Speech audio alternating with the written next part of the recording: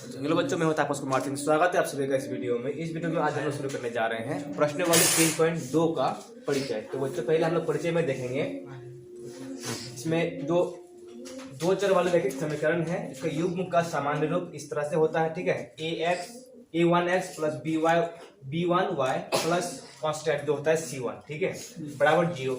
और a2x plus b2y plus c2 बराबर 0। ये जो होता है ना, दो चर वाले रैखिक समीकरण युग्म का सामान्य रूप होता है। और यहाँ जो हम लिखे ऊपर दो चर वाले रैखिक समीकरण का सामान्य व्यापक रूप होता है, ठीक है। ये जो हम लोग ना पहले पढ़ चुके हैं, क्लास 9 में भी पढ़ चुके थे, ठीक है।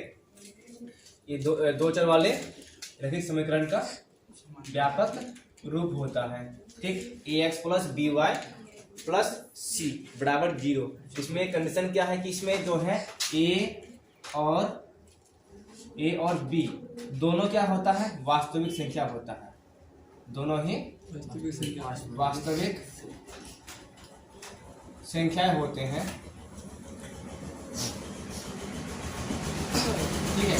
a और b दोनों वास्तविक संख्या है, लेकिन इसमें कंडीशन क्या है कि जो a और b है ना, a और b दोनों 0 के बराबर नहीं होगा, ठीक है। अगर इनमें से कोई भी एक अगर 0 के बराबर हो जाता है तो वो दूसरे वाले रैखिक समीकरण नहीं रहता। कैसे देखो, यहाँ अगर मान लो a की जगह अगर हम लोग क्या लिए हैं, x के मान अगर 0 ले लेते हैं। 0 भी तो वास्तविक संख्या है ना, क्योंकि हम क्या बोले a और b दोनों क्या होंगे, वास्तविक संख्या होंगे। तो 0 भी वास्तविक संख्या है, ठीक है। जब 0 वास्तविक संख्या है तो प्लस b y बराबर 0। तो ये जो पूरा खत्म हो जाएगा ना, ये तो रहेगा नहीं, ठीक है। तो केवल बचेगा क्या, y c लिए थे ना, तो c रख देते हैं, c बराबर 0। तो ये बन गया क्या, एक चर वाले रैखिक समीकरण। मतलब इन a और b में से कोई भी 0 होना नहीं चाहिए, और 0 होगा तो वो दो चर वाला रैखिक समीकरण नहीं रहेगा, ठीक है। अगर दोनों 0 हो जाएगा तो क्या हो जाएगा, शून्येतर बहुपद हो जाएगा, शून्येतर समीकरण, ठीक है। तो वो तो बनता ही नहीं, शून्येतर समीकरण कैसे होगा, इसे शून्येतर बहुपद होगा, ठीक है। x का बराबर में 0 हो जाएगा, है ना। कोई अगर मान लो अचर है, मान लो z ही है, तो वो 0 रहता है, ठीक है। तो ये था दो चर वाले रैखिक समीकरण के लिए। तो वही कंडीशन यहाँ पर भी अप्लाई होगा कि a और b यहाँ पर लिख देते हैं तथा, या फिर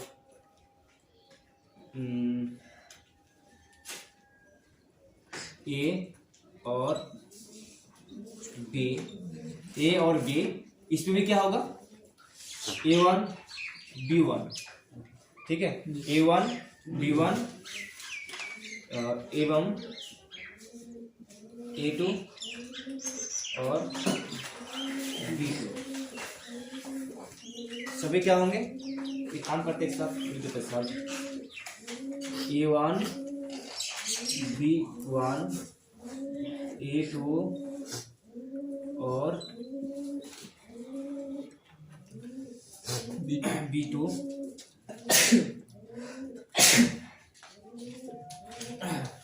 c1 c2 भी है ना, जी सर, उसको भी लगा देते हैं, कोई दिक्कत नहीं, वो भी तो वास्तविक संख्याएं होंगे, ठीक है। c1 a1 a2 b2 एवं c2 सभी वास्तविक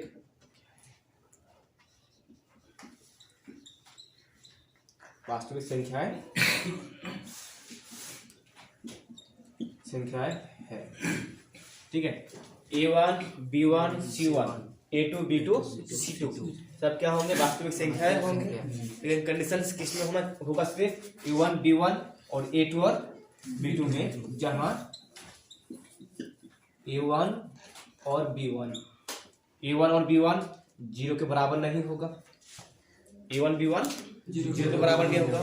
सेम उसी तरह से a2 और b2 भी 0 के बराबर नहीं होगा, ठीक है।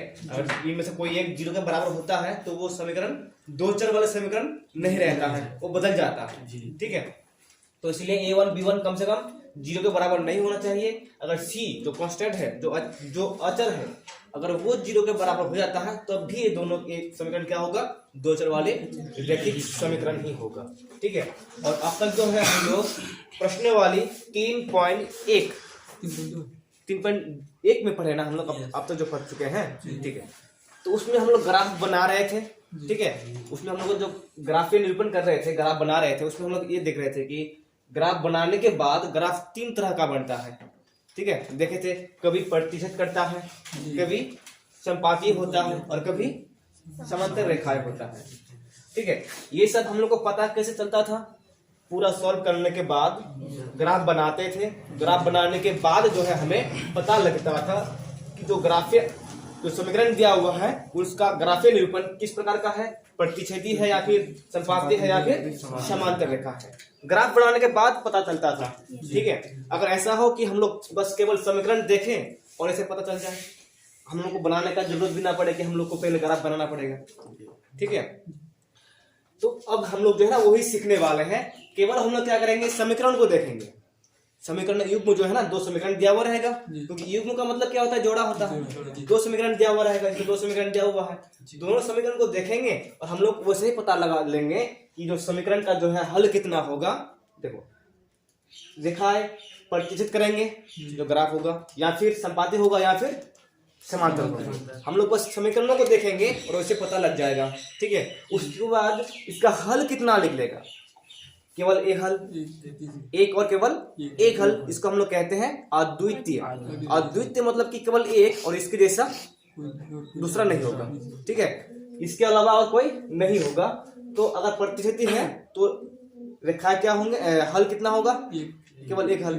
ठीक है, और उस जब रेखा संपाती होता है, जब रेखाएं संपाती का मतलब क्या है कि एक रेखा दूसरे के ऊपर चढ़ा हुआ है। ठीक है, एक रेखा हाँ, तो दोनों एक साथ है, तो उसमें अनंत क्या होंगे, हर एक बिंदु एक दूसरे से मिलता होगा। दोनों रेखा का हर एक बिंदु एक दूसरे से मिलेगा, मैच करेगा, तो मतलब उसका हल कितना होगा, अनंत होंगे। अपरिमित रूप से अनेक हल होंगे, मतलब कि शॉर्ट में अनंत, जिसको हम लोग काउंट नहीं कर सकते हैं। ठीक है, अब अगर रेखाएं समांतर हो, रेखाएं समांतर हो और एक दूसरे का विरोध करेगा इधर। ठीक है, मतलब कि एक दूसरे से कभी सटेगा नहीं, तो ये जो है ना दूर जाएगा ना नजदीक आएगा। समांतर का मतलब वही होता है कि हर जगह दोनों के बीच की दूरी बराबर होंगे। ठीक है, तो इस सिचुएशन में इनका कोई हल नहीं होता है, मतलब कि दोनों एक दूसरे से कभी कटता ही नहीं है, सटता ही नहीं है। दोनों एक दूसरे को प्रतिच्छेद करेगा, काटेगा, तभी जाके कोई हल निकल सकता है। लेकिन ये दोनों तो है ना, दोनों एक दूसरे का विरोध करता है, ना दूर जाने देता है ना नजदीक आने देता है, दोनों चलते रहता है बराबर में। ठीक है, तो इसलिए इसमें जब रेखाएं समांतर होंगे तो उसका कोई भी हल नहीं होंगे। ठीक है, अब जो युग्म है ना, जिसमें रेखाएं प्रतिच्छेद करेंगे, जब रेखाएं प्रतिच्छेद करेंगे वैसे समीकरणों का जो युग्म होता है उसी युग्म को संगत युग्म कहते हैं, संगत निकाय, संगत सिस्टम वाला। ठीक है, संगत निकाय युग्म कहेंगे या फिर अविरोधी युग्म कहेंगे। ठीक है, युग्म जो होगा कैसा होगा, अविरोधी होगा या फिर संगत होगा। ठीक है, उसके बाद जब रेखाएं संपाती होंगे, एक दूसरे पर चढ़ा हुआ होगा, तब भी क्या कहलाएंगे, संगत कहलाएंगे या फिर आश्रित कहलाएंगे, मतलब कि एक जो है दूसरे पर आश्रित है। ठीक है, हासिल लिया हुआ है। उसके बाद कोई हल नहीं होगा, मतलब कि असंगत है, ये संगत नहीं है, मतलब कि एक दूसरे से मिला हुआ नहीं है। ठीक है, और एक दूसरे का ये विरोध भी करता है, विरोधी है। ठीक है, तो अब समझते हैं कि इसमें क्या होगा जब अनुपात, यहाँ देखो, यहाँ दो समीकरण दिया हुआ है ना, दो समीकरण दिया हुआ है, A1 और B1, A1 A2। ठीक है, इसका अनुपात, ठीक है, और B1 B2 के अनुपात का बराबर हो। बराबर को तो समझ रहे हो ना, इसमें अनुपात का बराबर करना है। अगर बराबर हो तो क्या होगा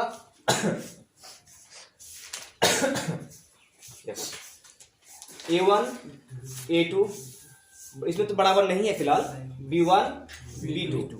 ठीक है, पहले यहाँ चेक करोगे A1 A2 B1 B2 और बराबर है तो आगे चेक करना है, और यहीं पे फेल हो जाए ना, बराबर नहीं हो रहा है तो आगे चेक करने का कोई आवश्यकता ही नहीं है। ठीक है, मतलब कि आप ये दोनों तो बराबर नहीं है, इधर बराबर है या फिर नहीं है कोई मतलब नहीं है, बस फर्स्ट वाला दोनों को देख लिए कि दोनों बराबर है या फिर नहीं है। अगर बराबर है तो आगे चेक करेंगे, ठीक है। अगर बराबर नहीं है तो आगे चेक करेंगे। इसका हम लोग एग्जाम्पल लेंगे, ठीक है। तो जब ये दोनों अनुपात के जो है A1 A2 B1 B2 का जो अनुपात बराबर होगा, बराबर नहीं होगा, जब बराबर नहीं होगा तो रेखाएं क्या होंगे, प्रतिच्छेद। रेखाएं प्रतिच्छेद करेंगे। देखो जब बराबर नहीं होगा तो प्रतिच्छेद करेंगे, ठीक है। पहला तो ये हो गया।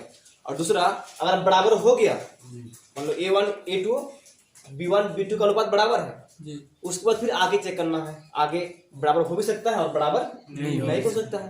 देखो यहाँ पर भी बराबर है, यहाँ पर भी बराबर है। एक बार बराबर है, अब उसके बाद देखो C1 C2 का जो अनुपात है वो बराबर है, एक बार बराबर नहीं है, ठीक है। जब तीनों अनुपात बराबर हो जाएंगे तो रेखा क्या होगा, समपाती, एक दूसरे पर टेढ़े होंगे, ठीक है, एक दूसरे पर चढ़ा हुआ रहेगा।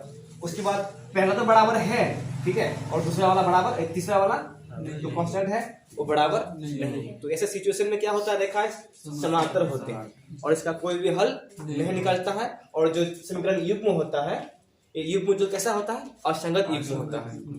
युग्म असंगत यानी कि विरोधी कहलाते हैं, ठीक है। तो बस अब हम लोग इसको उतार लो। उतारने के बाद हम लोग इसका भी उदाहरण देखेंगे, ठीक है। फिर से एक बार देख लेते हैं। अगर अनुपात पहला अनुपात बराबर हो A1 और B1 वाला A2 B2 के साथ, तो रेखाएं प्रतिशत करेंगे, उसका केवल हल बराबर नहीं है ना, बराबर नहीं है तो प्रतिशत होगा, केवल एक हल होंगे और युग्म संगत कहलाएंगे या फिर अविरोधी युग्म कहलाएंगे। उसके बाद अगर तीनों अनुपात बराबर है तो रेखाएं संपाती होंगे और इसका अपरिमित रूप से अनेक हल होगा यानी कि अनंत हल होंगे, और जो है युग्म कहलाएगा संगत या फिर आश्रित युग्म कहलाएंगे, ठीक है। तो पहला अनुपात बराबर है A1 और B1 A2 और B2 के साथ, और बराबर ये जो बराबर नहीं है C1 C2 के साथ, तो ऐसे सिचुएशन में समांतर होंगे और इसका कोई भी हल नहीं निकलेगा। और इसे युग्म को हम लोग असंगत युग्म कहते हैं या फिर विरोधी संगत युग्म कहलाते हैं, ठीक है। तो तुम लोग इसको उतार लो। उसके बाद जो है हम लोग तीनों का उदाहरण के साथ देखने वाले हैं अभी फिलहाल, ठीक है। चलो हाँ, तो अब देखो हम लोग इसमें 3 उदाहरण लिए सर, ठीक है। तीनों उदाहरण को हम लोग एक एक करके देखते हैं और समझते हैं। तो इसमें पहला उदाहरण दिया हुआ है, इसमें A1 का मान कितना है, 1, ठीक है। A2 का मान कितना दिया हुआ है, B। A2 का मान 3 है, इसमें इसके बाद B1 का मान -2 और B2 का मान 4, C1 तो इसमें नहीं है, ठीक है, 0 नहीं है तो कुछ 0 रहेगा। उसके बाद C2 का मान है -2। यहाँ पर पहले हमें A1 और B1 चेक करना है, ठीक है। इसका अनुपात देखो, माइनस C2 का मान 20 है ना, A1, इसलिए A1 बटे में A2। पहले इसको देखेंगे, पहले इसे ले लेते हैं, चलेगा। 1 बटे में 3, A1 का मान 1 और A2 का मान 3। अब चेक करते हैं क्या -2 बटे में 4 के बराबर है। पहले बस A1 A2 B1 B2 को चेक करना है, अगर ये सब बराबर हो जाए तो आगे चेक नहीं करना हो, ठीक है। तो ये तो बराबर नहीं है ना, इसका बराबर नहीं है, तो इसलिए क्या करेंगे, क्योंकि इसलिए A1 A2 के बराबर नहीं है B1 B2 के, ठीक है। जब ये दोनों बराबर नहीं है तो रेखाएं क्या होंगे, ग्राफीय निरूपण में रेखाएं प्रतिशत कर पड़ेगी, रेखाएं प्रतिच्छेद करेगा, ठीक है।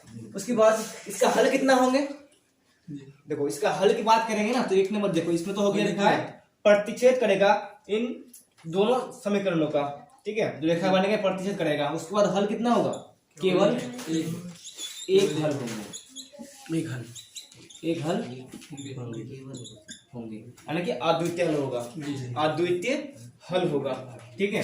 अब नंबर तीसरा में इस समीकरण क्या कहलाएंगे, ये जो समीकरण है संगत या फिर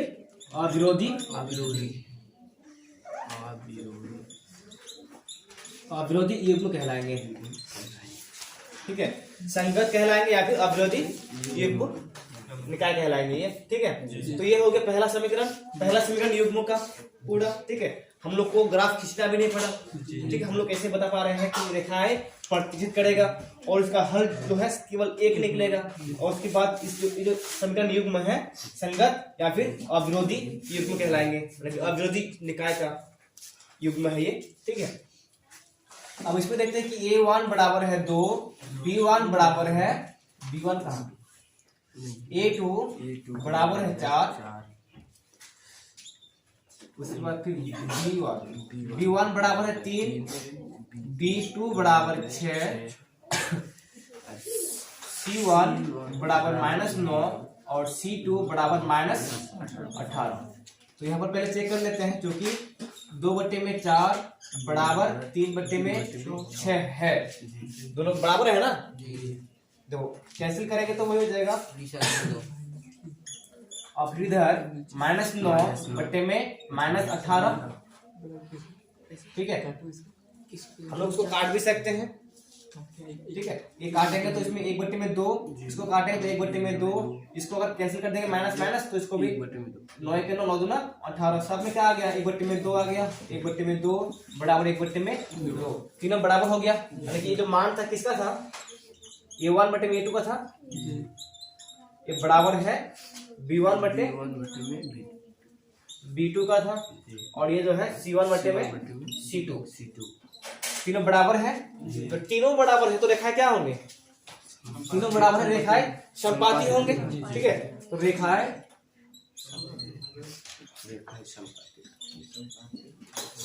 समपाती होंगे। और हल की अगर बात करेंगे तो हल कितना होगा,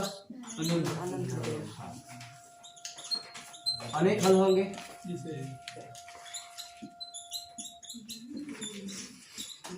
उसके बाद ये तो समीकरण में क्या कहलाएगा, संगत समीकरण कहलाएंगे, संगत युग्म कहलाएंगे, या फिर आश्रित,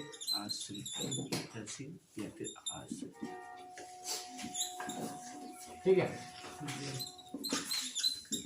तो ये तीनों हो गया इसका।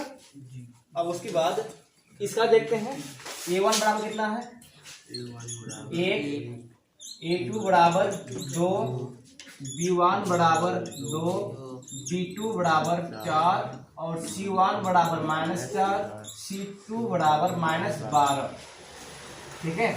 अब इसमें क्योंकि 1/2 बराबर है 2/4 का, 1/2 2/4 के बराबर है, तो कैंसिल करेंगे 1/2 और इधर चेक करेंगे -4/12 कैंसिल हो जाएगा, ठीक है।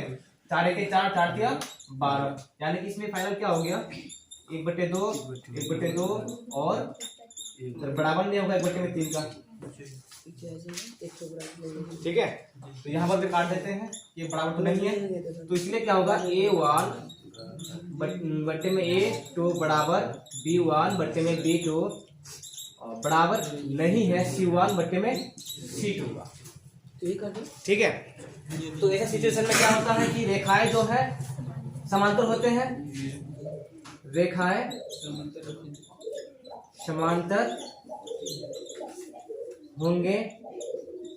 उसके बाद नंबर 2 में हल कितना होगा, हल ही नहीं होगा, इसका कोई हल नहीं होगा ना, कोई हल नहीं होंगे। और जो युग्म है इनका क्या कहलाता है, असंगत युग्म, असंगत यानी कि या फिर विरोधी युग्म कहलाएंगे, ठीक है। ये हो गया हम लोग का एग्जाम्पल, इसको उतार लो। उसके बाद जो है हम लोग किताब से जो उदाहरण दिया हुआ है उसको हम लोग नेक्स्ट वीडियो से देखेंगे, नेक्स्ट क्लास से, ठीक है। चलो।